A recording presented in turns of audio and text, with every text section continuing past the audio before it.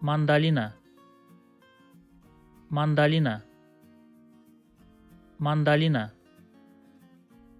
Bir tabak mandalina yedim.